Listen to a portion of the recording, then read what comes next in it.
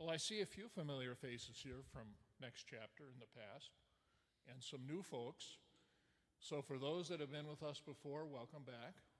For those that are new, let me tell you a little bit about Next Chapter, what it's meant to do, and what our goals are.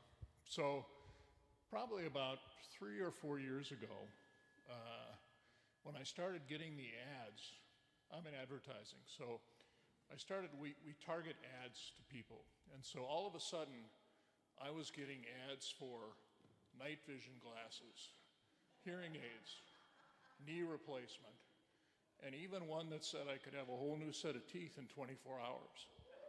So I said, boy, I'm certainly out of the prime demographic now. So I better start planning for what I'm going to do next. So that's really what Next Chapter is about. It's to help people successfully transition from one stage of life to the next. In my case, retirement. And it's pretty poignant for me in the sense that my next chapter starts tomorrow, because I'm shutting down my 40 plus year business. So I will be on to my next chapter starting tomorrow. So we'll see where that goes. And again, Clint, I guess he's already gone. So Clint is an incredible pianist, as you've all heard. And about a year ago or 2 years ago, I reached out to Autumn, who's part of the Next Chapter team. Anyone that knows this church knows Autumn. So I said, Autumn, wouldn't it be great if we could have a little music before the presentations? And she said, yeah, let me think about it. I'll get back to you. And 15 minutes later, the phone rang and Autumn said, would an Emmy Award-winning pianist be okay to donate his time to play? And I said, yeah, that's good, but what took you so long? So if you know Autumn, nobody ever says no to Autumn. And I'm sure that's never happened. She's basically the Mother Teresa of our church. And so we love her. Dan, who will speak in a minute, he's another one of the staff that's on Next Chapter. So that's kind of the goal. We have a library online of past speakers, and we've had some wonderful speakers. Alan Page, Will Steger, the explorer, and a number of others, wonderful presentations. So if you have time, go to our website and look at some of those. One of the things that we're really proud about is we've never spent any money on Next Chapter. The speakers have all graciously donated their time, and so that's been wonderful. So we're a good value for the church. So again, just a quick on the agenda. Our speaker will speak for roughly an hour or whatever is appropriate. Then we'll have a little Q&A for anyone that wants to ask a question. And then we'll have refreshments out in the outside the chapel here. So help yourself to that, and we get some good treats. And they don't cost anything either, so they get donated. So with that, I'm going to pass it off to Dan Stark, one of our ministers, to introduce our speaker. Thank you, Jim. So good evening, everybody. I'm Dan, as you just heard, and I'm delighted to welcome to Wayzata Community Church for this installment of Next Chapter our friend Chris LaTondresse. Chris is the inspiring president and CEO of Beacon Interfaith Housing Collaborative, a mission partner that holds a special place in our hearts. So tonight we're going to hear about this extraordinary journey from a single church's vision to a powerful collaboration of nearly 100 congregations representing diverse faiths, united by the unwavering belief that every person deserves a home. Beacon Interfaith, with our own congregation as a partner, works tirelessly to advocate for and create deeply affordable homes. But they go beyond the construction of buildings, and they invest in the lives of residents through vital supportive services and championing transformative policy solutions to ensure housing security for all. So Chris brings a wealth of experience and a deep commitment to this vital work. As a former Hennepin County Commissioner, representing District 6, our very own West Metro. He was an advocate, a fierce advocate for affordable housing, leading the charge as the chair of the Housing and Redevelopment Authority. And his dedication extends to the national stage as well, with service in President Obama's faith-based community initiatives. Yeah? All right. I did some good research at USAID, in fact. Mm-hmm. He's also a dedicated local leader, having served as the vice chair of the Hopkins School Board. But more importantly, perhaps, is that he's a neighbor and husband to Ashley, father to Walter and Hugo, living in Hopkins.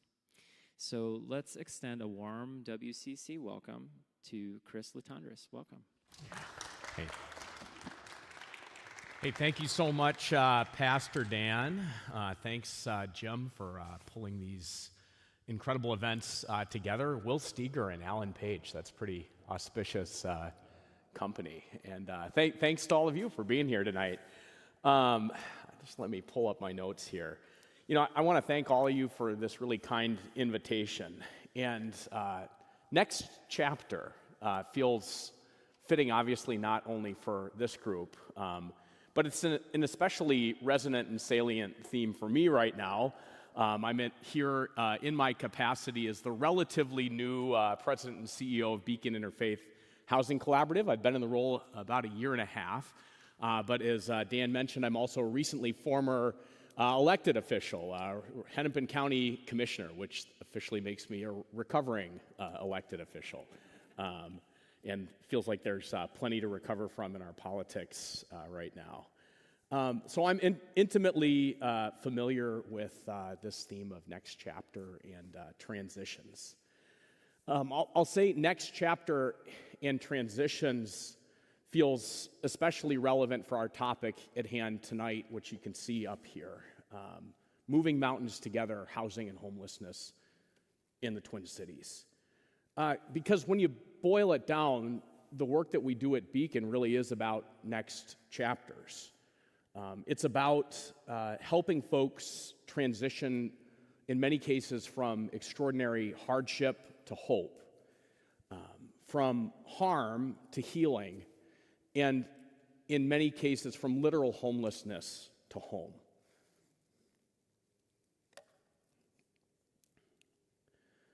So just by show of hands, how many folks in the room are entirely new to Beacon and our work, that you're coming and hearing about Beacon for the first time? Raise them high so I can see it. Well, welcome, and welcome, hopefully, after tonight into the Beacon family and the Beacon movement. For the rest of you, show of hands, and I'll go through a few areas of Beacon's work, our work creating new homes, our advocacy work. How many of you have been really involved in some aspect of Beacon's mission as an advocate, either showing up for a local council approval or maybe advocating for legislative change in St. Paul? Just show of hands. Incredible. Well, thank you so much for your voice and your power. We'll talk a little bit tonight about what that means and what that's made possible. And then also, I mean, the work is really only possible through the extraordinary generosity of individuals, a lot of the congregations that we work with. I just want to recognize, in particular, WCC's extraordinary leadership and partnership in this space, including this past December. But who's been involved in some way in stewarding your resources for Beacon? Thank you so much for your support. A little bit about Beacon for those that are new. From the very beginning, Beacon has served as an inspiration and guide to those who want to embrace big risks, stand in the gap, and take on some of the hardest challenges in service to ending homelessness. The focus of Beacon's work is a unique and special niche in affordable housing broadly, known as permanent supportive housing, and we're going to be talking about that tonight. It's a model that blends affordable housing with on-site services to help residents navigate the challenges in their lives that have made stable housing in many cases impossible until now. Since our founding a little over 20 years ago, we've grown from a single congregation asking pretty audaciously how to better love their unhoused neighbors, in that case, folks that were literally living in their parking lot, to the largest permanent supportive housing organization in the state of Minnesota. In fact, 1 in 10 permanent supportive housing units in Minnesota right now are now held by Beacon. Across these properties, we serve more than 1,100 residents at 24 properties across the Twin Cities metro area. Over 2/3 of those homes are designated permanent supportive housing, and 90% of them are affordable to those at extremely low or no incomes, 30% AMI or below. In addition to that, over 90% of Beacon's residents are BIPOC individuals or households, which really reflects and mirrors the deep, painful, and persistent racial disparities that are rattling around underneath our housing crisis, not just here in Minnesota, but across the nation. It's work that's made possible through a powerful collaborative of nearly 100 congregations who help cultivate the political will to expand housing investments, change policies, and often just as critical, win local project approvals on these homes. So together, in summary, Beacon really does three things. We serve residents who live in Beacon homes. We create new homes. We have a pretty ambitious development pipeline with new projects coming online just about every single year, including Vista 44, family supportive housing in Hopkins that we opened this year, Emerson Village, well, I guess it was last year, 2024, and Emerson Village, which we just opened up in North Minneapolis. So we serve residents, we create new homes, and we change systems. And as I mentioned before, Wayzata Community Church has played a really important and significant role. And so I want to continue to express our gratitude and celebrate just the incredible leadership here and partnership over many years. Which brings me to, how many folks know where this is? Show of hands. Say it out loud. This is Cranberry Ridge. That's right. It's 45 units of family supportive housing just north of here in Plymouth. And it's not an exaggeration to say that these homes exist because you do. This project wouldn't have been possible without the financial generosity and the even more, I would say, courageous advocacy of many members of this congregation as we overcame pretty fierce political headwinds in getting this development approved.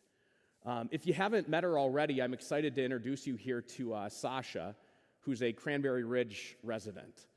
She's a mother of 4 who describes herself as a second-generation Native American and Puerto Rican, and she's just absolutely dedicated to making the best life possible for her kids.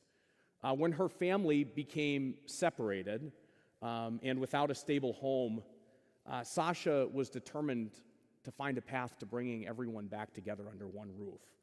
And this is how she describes her journey in her own words. Everything I do is for my kids. They mean the world to me.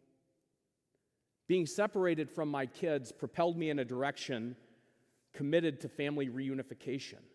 But before I could bring us all back together, I would need to find a safe and stable home. I realized immediately there were not enough resources out there for a family like mine to get back on our feet. The search took almost a year, and I know other families have had to wait even longer. There are countless roadblocks that keep people like me from finding the stability that they need. All of that changed when she found Cranberry Ridge.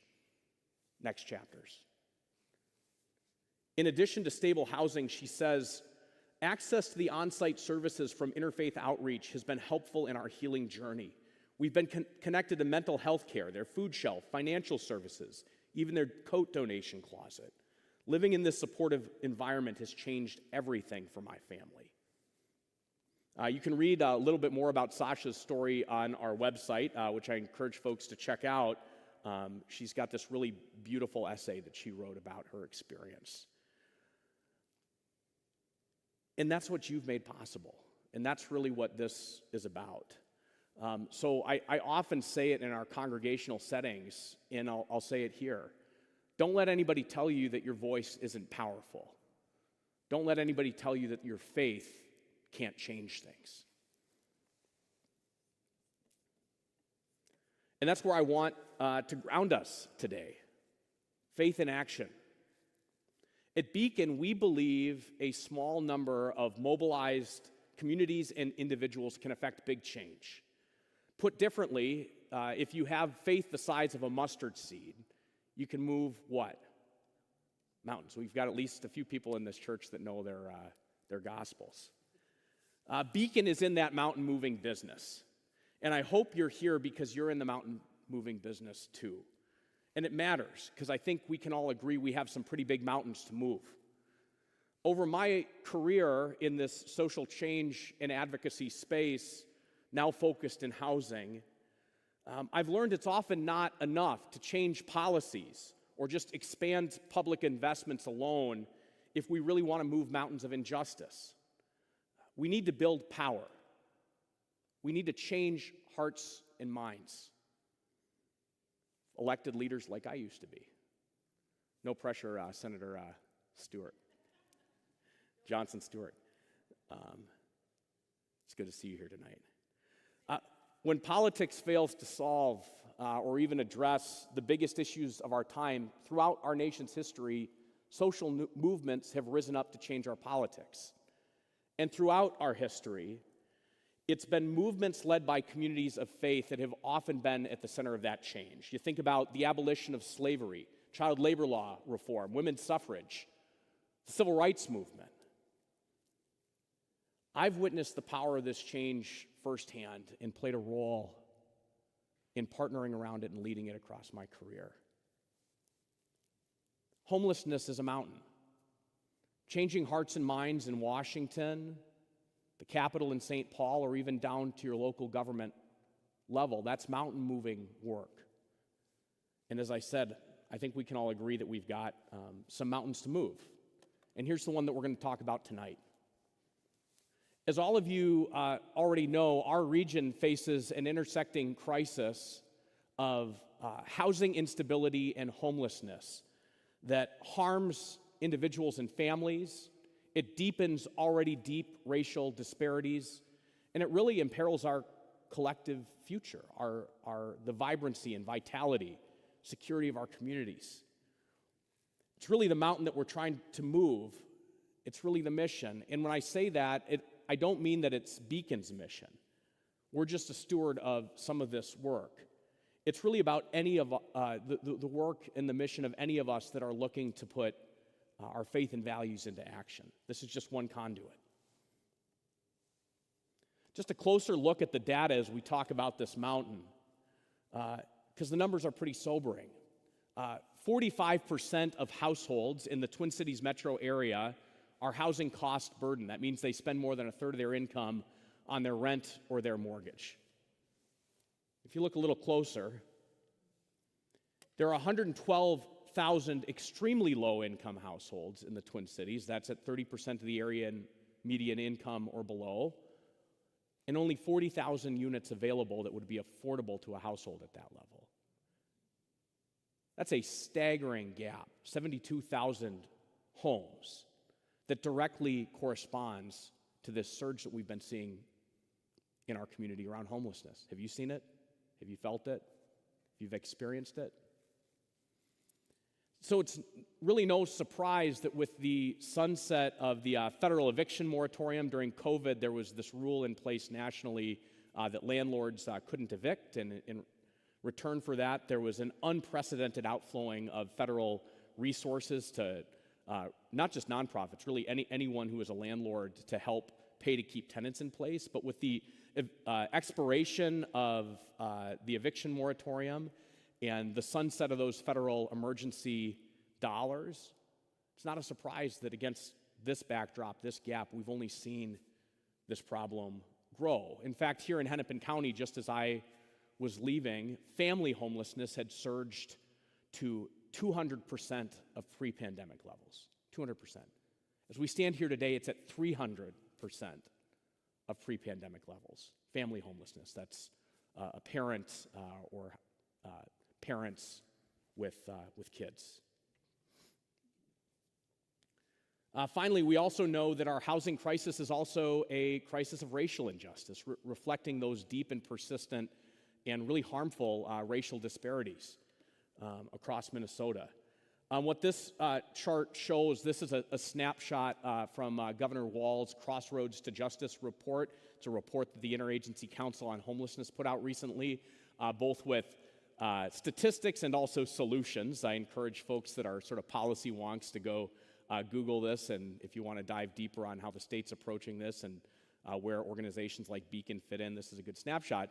But like this chart is pretty staggering. It's hard to see at a distance. But what it basically shows is that Latinos in Minnesota are 5 times more likely to experience homelessness than white Minnesotans.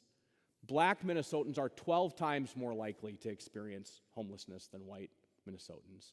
And Native Americans, at the time of this report, were 28 times more likely to experience homelessness than white Minnesotans.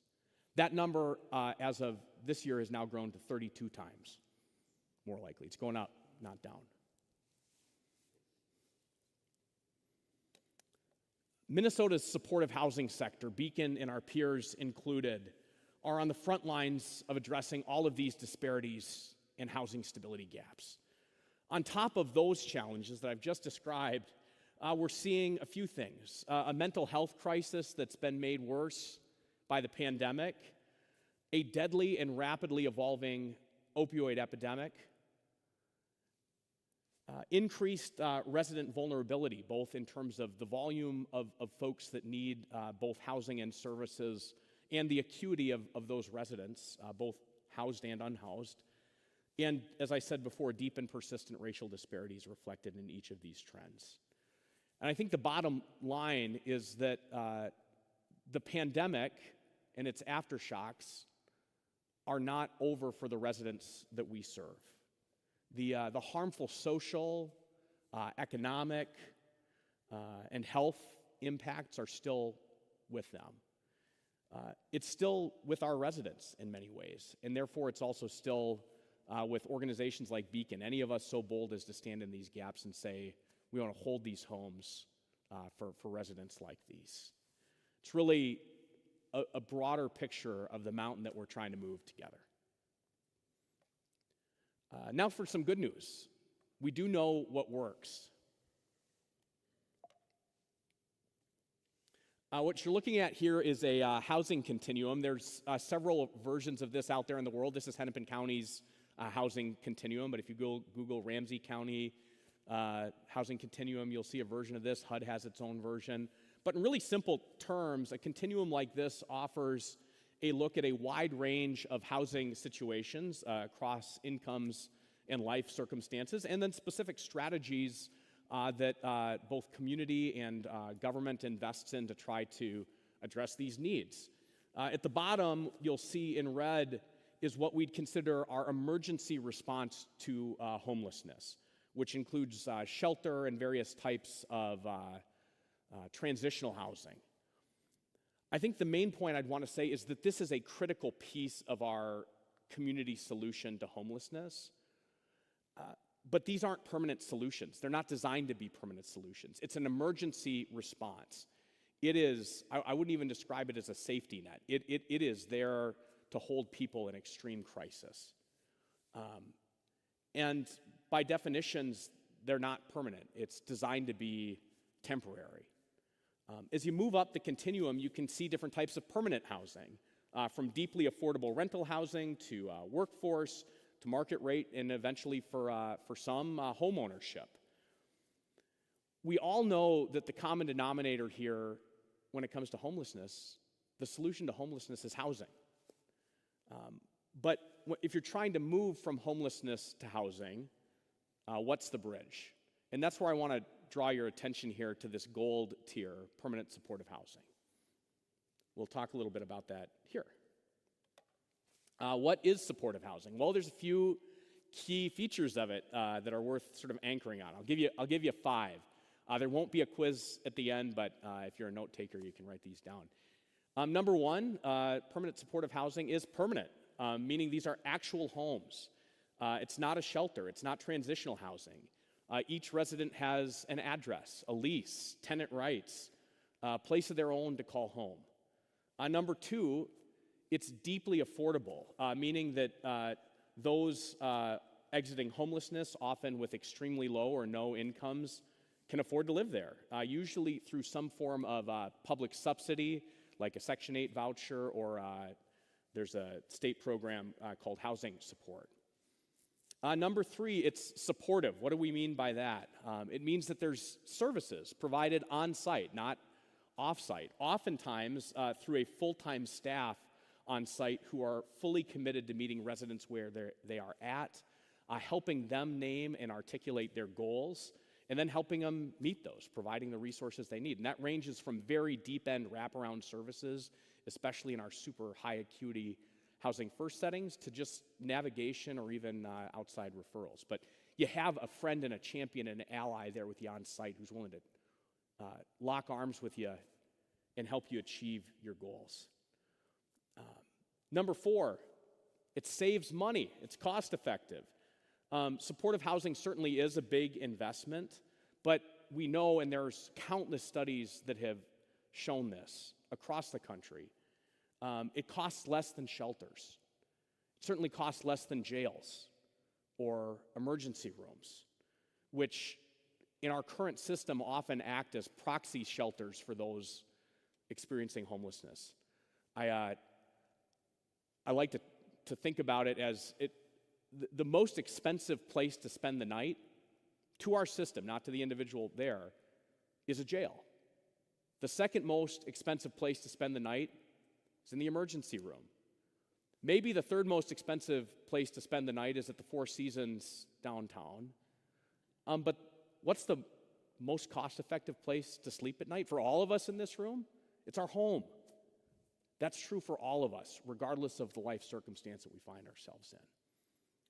So, permanent supportive housing. It's permanent, it's deeply affordable, it's supportive, it saves money. Finally, it works. There are countless studies that show that this model of housing, not housing only, but housing plus services, is the most effective solution to ending homelessness. Full stop. There's repeat studies in multiple cities that have shown, and this also reflects itself in our own experience across our portfolio, 85% housing retention rates. The primary goal of supportive housing is housing stability, to get somebody who's had a chronic or persistent history of homelessness, to get them housed and make sure they don't go back to homelessness. 85% success rate.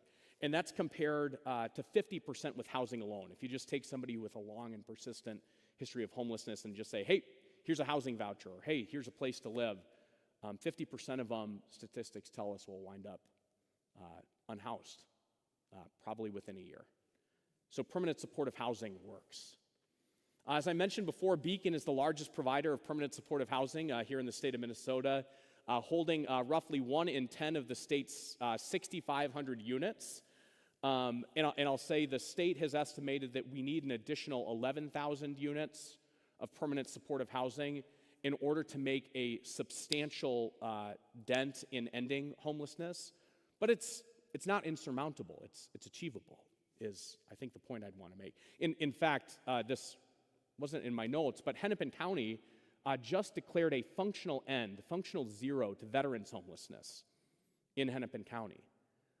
That's through a range of nearly identical strategies to what we're talking about here. It's just that the public systems and community support haven't caught up to the rest of the supportive housing system. But we know it works. This works. And there's an end in sight if we band together around it. Yeah.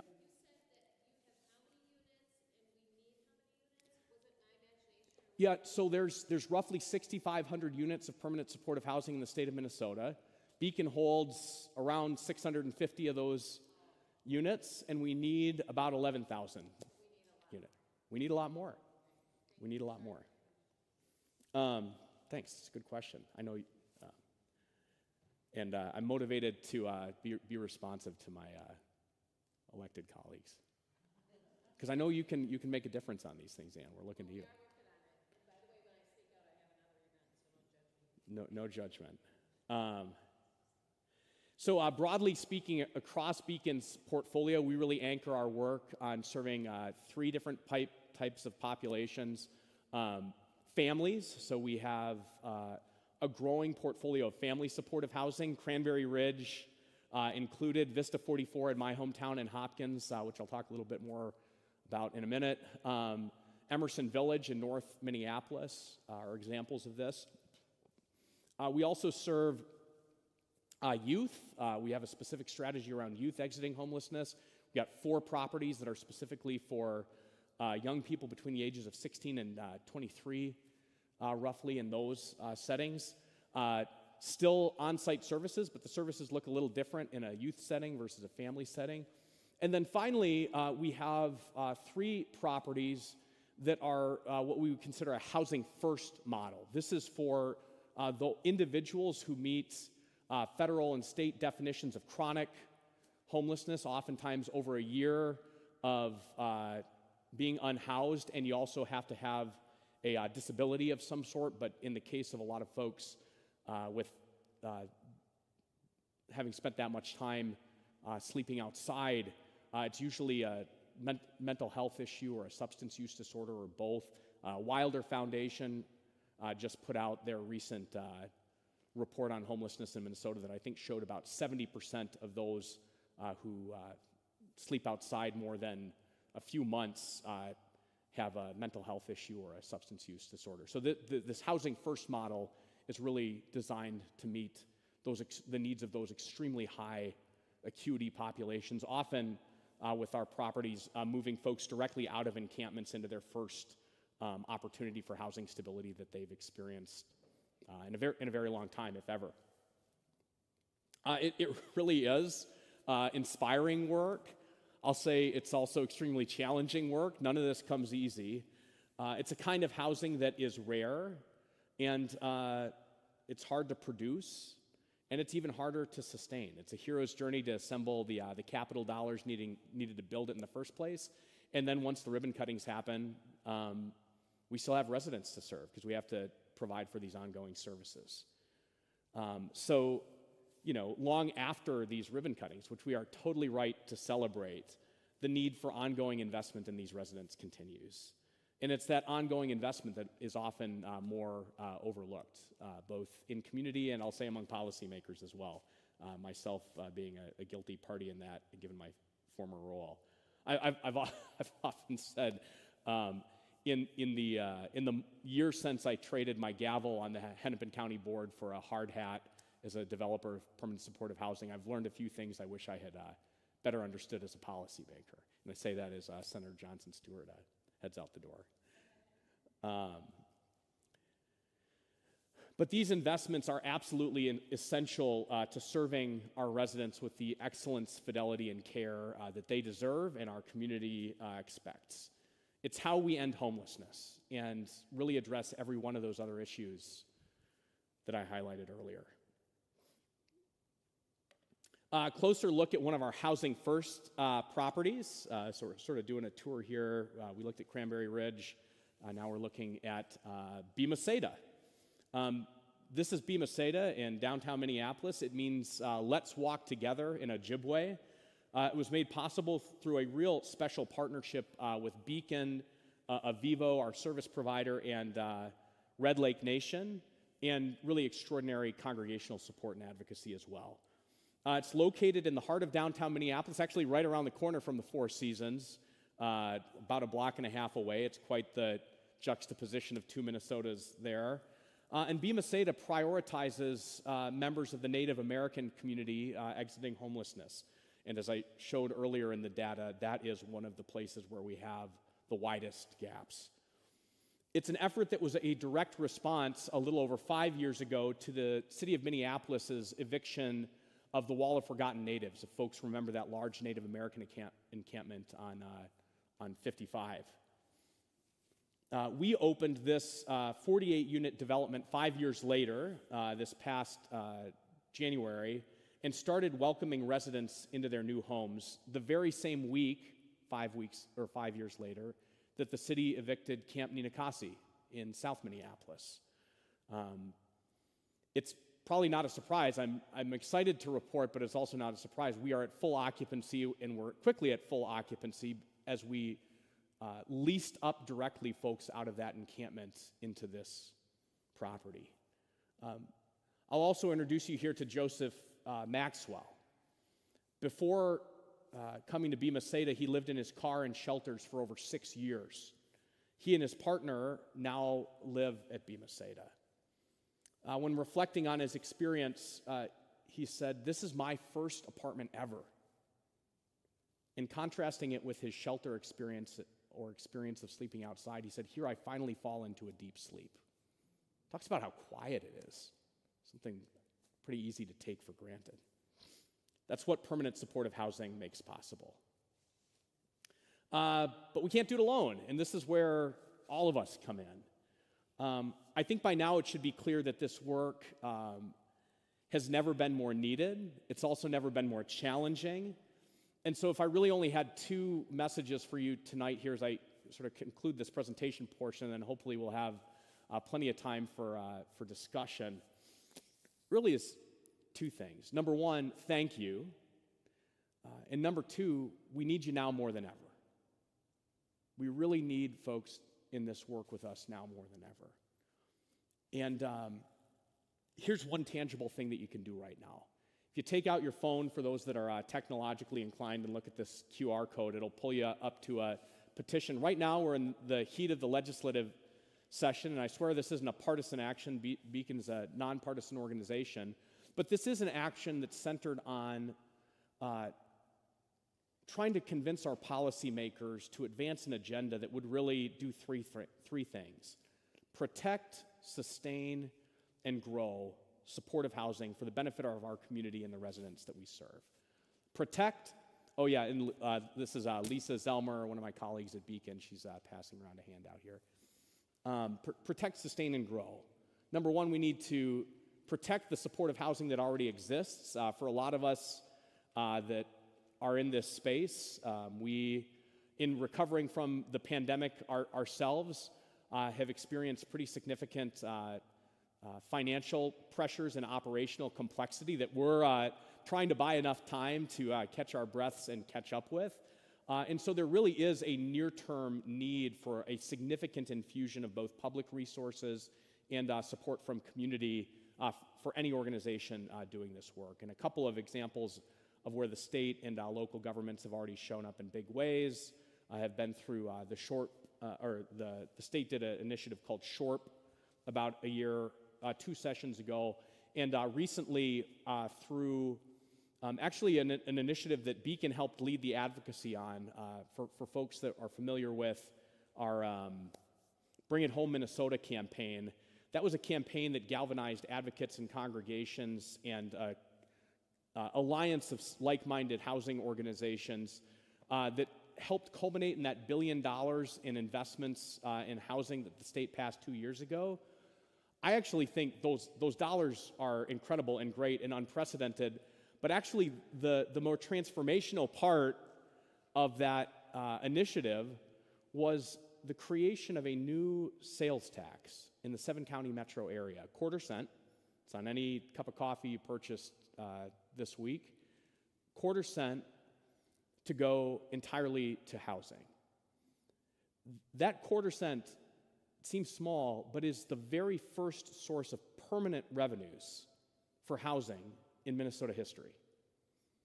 It is estimated to generate $200 million a year annually in the 7-county metro area. Half of those dollars are going to counties, 1/4 of those dollars are going to cities over a certain size, and then 1/4 of them is getting invested in Minnesota's piloting its own version of a Section 8 program because Section 8 vouchers, it's a federal program, but those are oversubscribed 4-to-1, so we need some additional supports there. But anyways, Hennepin County is a great example of a local jurisdiction that stepped up in a big way to stand in the gap on this protect piece. So protect, sustain, grow. Sustain, a lot of the assumptions about what the true costs of operating this model, operations and services, are based on pre-pandemic assumptions. That's how a lot of our deals are underwritten. That's how a lot of the public funding comes in. So we need public funding and community support to catch up with the real cost of doing permanent supportive housing in 2025 versus 2015. And then, so that's the sustain piece. The grow piece is we do need more of it. I had mentioned before, we need 11,000 more units. And the state and local governments actually have pretty commendable and audacious investments that they make in creating new permanent supportive housing on the capital side. But we need more of those capital dollars, but we also need to make sure that when those capital dollars are unlocked, they come with the necessary service dollars to make it more, again, to be consistent with 2025 realities rather than 2015 realities. So this is what you can do. You can help advocate for these changes.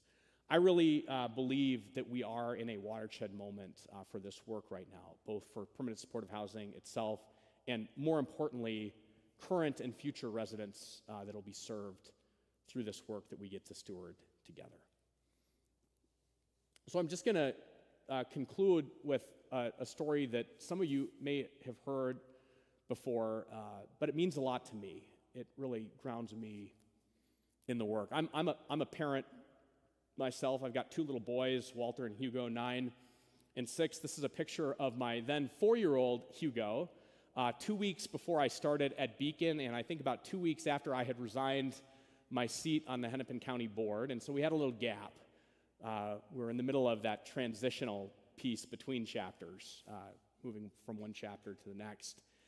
And obviously my boys had a lot of questions about their dad's transition and next job. And one morning I found myself in downtown Hopkins, my hometown, and took Hugo out to breakfast at Hoagie's. It's a little greasy spoon I recommend there if you ever find yourself in downtown Hopkins. We walked up to the other end of Main Street, and there's a toy store there called Kitty Wampus that's also a destination of choice for my boys. So we poked around there for a little bit, and then it just dawned on me, oh my gosh, we're like literally a block and a half from Vista 44, a new family supportive housing development that we just opened this past summer in Hopkins. But it was under construction at the time, and I thought, holy smokes, like what better opportunity to show Hugo what his dad's going to be up to next than to walk him down here and see this building. And also, like, what 4-year-old isn't just thrilled at the sight of, boom cranes and construction equipment and, folks in hard hats and all that. So we walked down there, and he peeked his little face through the chain link fence there. And I said, Hugo, this is what your dad's doing next. I'm going to be helping galvanize community support. I didn't use the word galvanize with him. That's a big word. But we're creating homes. In this case, we're creating homes for families. That's moms, dads, parents with little kids like you who don't have a place to live right now. And that's what we're building here. As we walked away from there, he's generally pretty talkative, but he was a little quieter than usual. But we got about a block and a half away, and he said, Dad, I have a question. And I said, yeah, buddy, what's up? He said, Dad, where are they living now? Where are they living now? I mean, when he said that, it just took my breath away at the time. Still does. Because I didn't have a good answer for him. I didn't have a good answer to him. I think the answer to that question is complex and hard, but I have a better answer for him now than I did at the time. At least for some, they're living at Vista 44. They're living at Cranberry Ridge. They're living in homes that would not exist but for the power of your voices, the power of your advocacy, the power of your generosity. That is where some of them are living now. But we still have work to do until the answer to that question is everyone has a place to call home. And that's really the mountain that we get to move together. So thank you for everything you do to make it possible.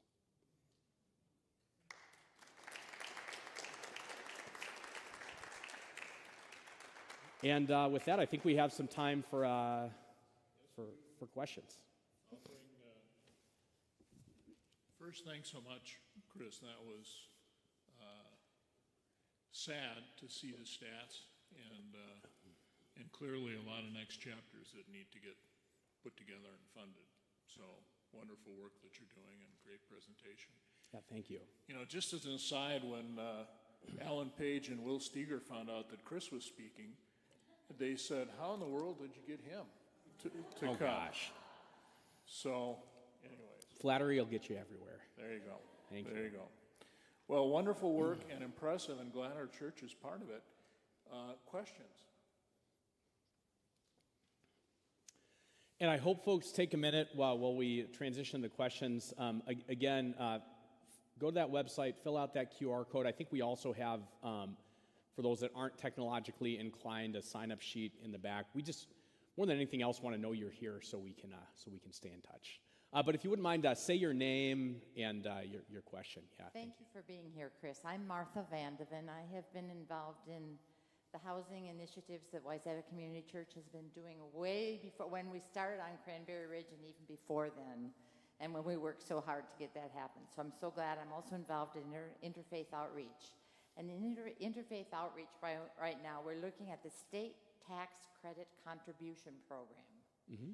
And wondering whether or not that could be a way for us to get private funding from some of our people in our community who are wanting to contribute. I know that it's limited to like $9 million, but wondering if you could, we're trying to investigate that, and do you know much, and can you help us? Can we come to you as a resource to Absolutely. ask We actually have a tab for it on our website. Oh, perfect, because I agreed to be involved. Great. Yeah, just a quick snapshot here for those that are as wonky as I am. This state tax credit is a brand new mechanism. Last year was the very first year. It's modeled on an initiative in a couple of other states where the state up to like $10 million is allowing individual Minnesotans who want to invest in housing to take a portion of what would be their income taxes paid to the state of Minnesota, and they're willing to give you 80 cents on the dollar. 85 cents on the dollar. Split the difference. This is how we do it, right? We split the difference. Thanks, Lisa. So 85 cents on the dollar. So if you write a $10,000 check to the state, it's a little bit more technical than this, but again, there's a tab on our website about it. If you are willing to write, let's just say, nice round number, $10,000, you owe $10,000 to the state, you write them a check and you say you want it to go here, you'll get 80 cents credited towards your taxes. That's basically how it works. Now, the uses of it at this point are fairly limited, mostly to capital for new construction. Beacon does, and this is all late. Does Beacon have any capital projects that we do, in fact. So if you go to the website, if you go to Beacon's website, there's a tab on this, but it'll direct you to how you do it on the state's website. And Gladstone Crossing, which is one of our new family supportive housing developments in our pipeline out in Ramsey County, is one of the projects that's eligible for this tax credit. We are exploring, similar to the sales tax, seeing about what it would take to open that up potentially further. The sales tax, Local Affordable Housing Aid, LAHA is the acronym for it. The eligible uses for that include capital, include operations and services, include recapitalization of existing deals, so it's much wider. But this tax credit is a pretty exciting new opportunity. Other questions?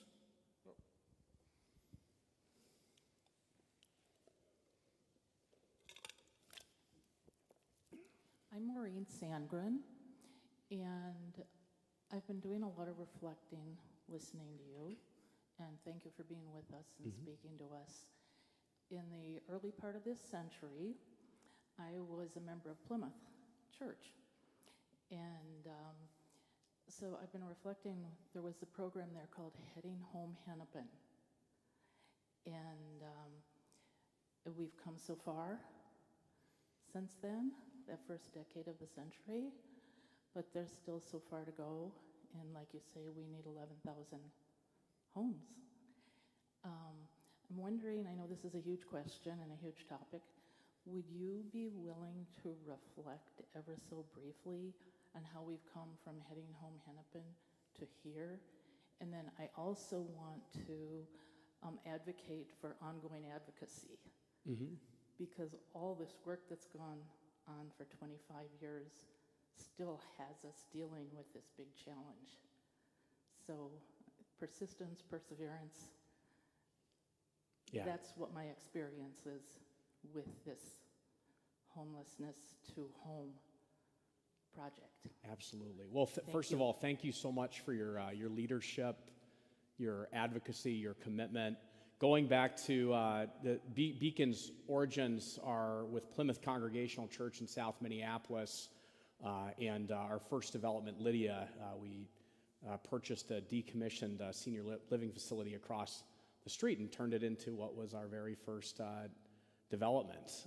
And we've talked about how that's grown since. Alongside of that really audacious effort was a policy and advocacy effort. And this Heading Home Hennepin initiative eventually turned into what is Hennepin County's continuum of care right now. So again, this is getting in the deep end, sort of policy wonk weeds of this. But one of the major sort of sea changes over the past 2 decades on an accelerated basis, going back to the Obama years, has been an evolution of how HUD moves its resources that are around ending homelessness down to community. In many places, counties are the administrator of those funds, and this whole continuum of care model, and then later this concept called coordinated entry, was about trying to take, the earliest days of the shelter system was really like chapter 1 was when there was some changes in laws that made it possible for churches to house folks, often like literally in their churches. So you see a lot of shelter-based organizations, either in congregations or around congregations, or organizations that were spun out of congregations. And that was a really incredible policy innovation that led to at least the beginnings of a, not shelter system, but shelter beds. But it wasn't a system. If somebody who was sleeping outside decided they needed a place to sleep tonight, they had to go to church A or church B or shelter C and kind of bop around until they found a place to sleep.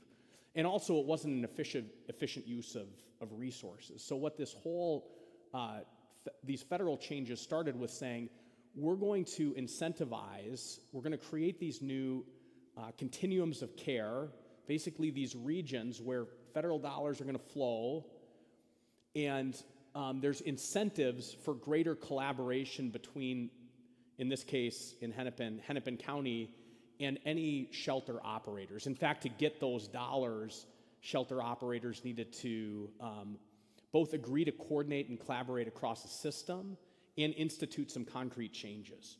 So here's what I'll say worked and where we still have work to do. Number one, today, if you're experiencing homelessness in Hennepin County, just because we're talking about the Heading Home Hennepin framework, and you need a place to sleep tonight, rather than going shelter to shelter, there's literally a hotline you can call or a caseworker you can talk to, and it's almost like hotels.com, but for shelter beds.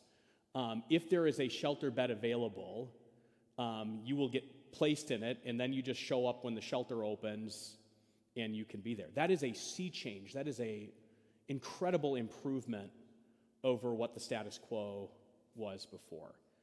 Concurrent to that, before that, Hennepin County didn't have a supportive housing strategy.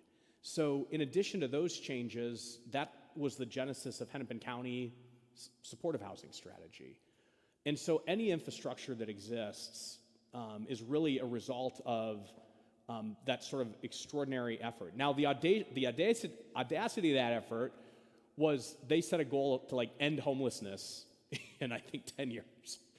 That hasn't happened, obviously. But we have learned a lot. We have seen improvements, and we've learned how to do it better for target populations in particular. And again, I don't think we would be where we are today with veteran homelessness being at functional zero without that early work. So, 2 steps forward, 1 step back, and still, to your final point, an incredible amount of advocacy that's still needed to move our systems in this direction. Especially now with the headwinds and uncertainty and risk we haven't even talked about that tonight, but coming out of Washington right now. Yeah. Anyone else? Oh.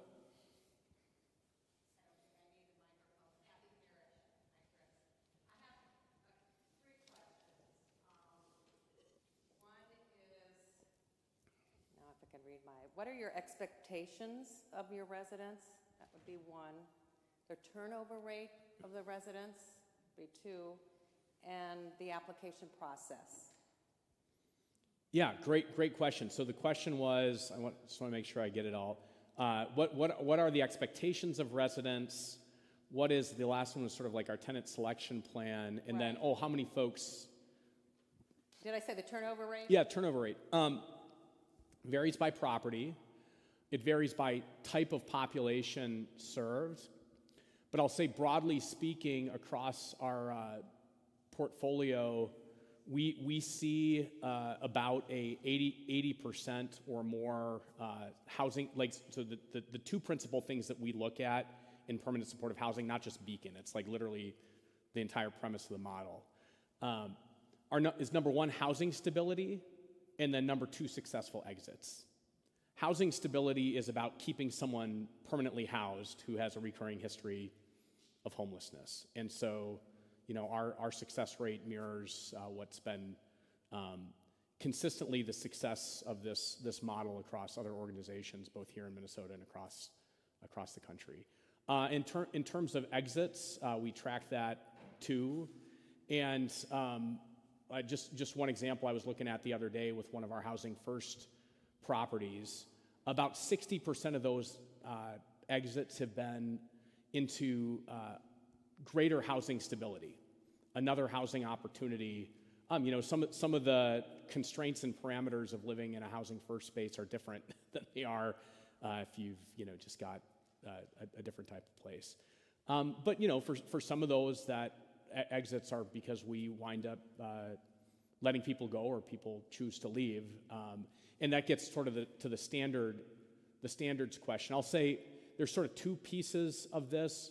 This is again getting super technical, but you seem like a interested and engaged crowd. There's a thing called your tenant selection plan, which is basically the rules of the road around who you're going to screen in versus who you're going to screen out.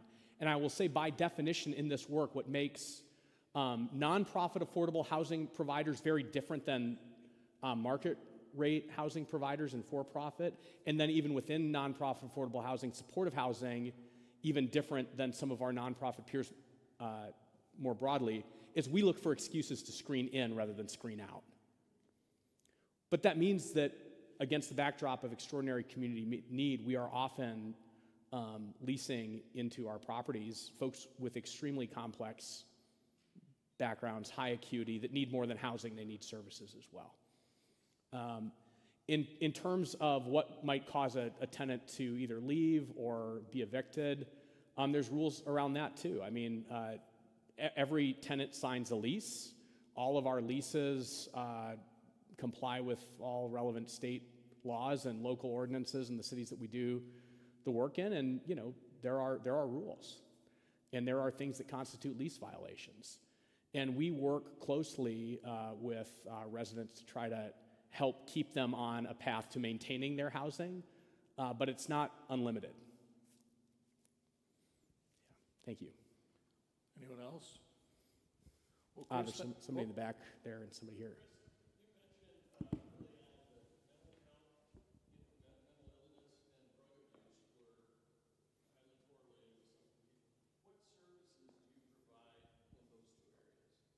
Yep.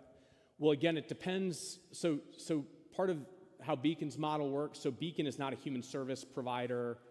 We don't provide services ourselves in any of our buildings. In every one of our buildings that has services, we work with a third party, an outside partner that specializes, that are the experts in the kind of services needed for a particular population.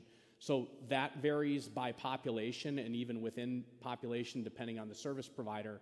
But, you know, for example, in our Housing First settings, Avivo is our service provider in all 3 of those settings. I mean, that is everything from targeted case management to referrals to treatment for those that want to walk that path, to recovery programs. Part of it is often helping folks navigate the public benefits that they're entitled to. You know, there's mental health supports and others through Medicaid that they just haven't been available. Like, oftentimes it's not just a untreated mental health issue, it's an undiagnosed mental health issue. So it's like helping connect folks so they can get diagnosed and then get the resources they need to actually be on a path. But those would be the type of services in those settings. I'm Terry Thayer. I just have this, it's similar to the question was asked in the back, but what kind of programming service organizations do you pair with for childcare and educational support of children and parenting skills? Is that an outside organization you bring in, or are those pieces that are developed through your service part? Yeah, so those models would be developed by our service partner, and really to be responsive to the needs of what they're hearing from residents. I think one important thing to know about permanent supportive housing, it's housing, but not housing only, right? Services are a piece of it, but also, and this is a principle that comes down to us from HUD, actually, services are voluntary. Services are not a condition of tenancy. You don't lose the ability to get a home if you say, I refuse to avail myself of services. And if you're in that setting, you don't lose your housing if you say, I'm not willing to engage in services. We find most residents really value the support, but really at the most fundamental level, the common denominator across service providers, properties, populations is, you know, a caring professional that asks a resident, what do you need? What do you want? Here's some things I can provide to you that are just standard, but how can I help? And oftentimes the service model on site will evolve based on the most acute needs of the residents. For example, one of the things that we've learned as we've done more of this Housing First work is there's often sort of acute medical needs, things like wound care. I mean, when you're moving people directly out of encampments, that's an issue. So in Bimaseda, this is the first place we've been able to do this. When we designed that, we have an on-site clinic space that Hennepin County's Healthcare for the Homeless program comes in once a week and does wound care and other things for residents, just as an example. But that didn't exist when we opened it. We anticipated that the service model could evolve in that way based on what resident needs were. But I think that would be consistent to, if you talk to IOCP at Cranberry, if you were to talk to Volunteers of America at Vista 44, if you were to talk to Project for Pride and Living at Emerson Village, their service model is adaptive and responsive to the real needs of residents. Well, it looks like we're done with questions. Chris, thank you so much. What powerful and important work you're doing.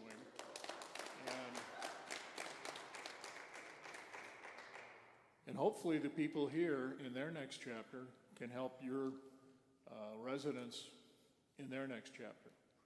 So thanks again. Yeah. And there's refreshments out in the hall. I think Autumn baked cookies. Thank you. Thank you. So thank her, and please be sure to eat them. And, Chris, I'm sure is going to stick around for a few minutes. I'm happy to, yeah. In case somebody else has other questions. Yeah. And, but again, time for fellowship.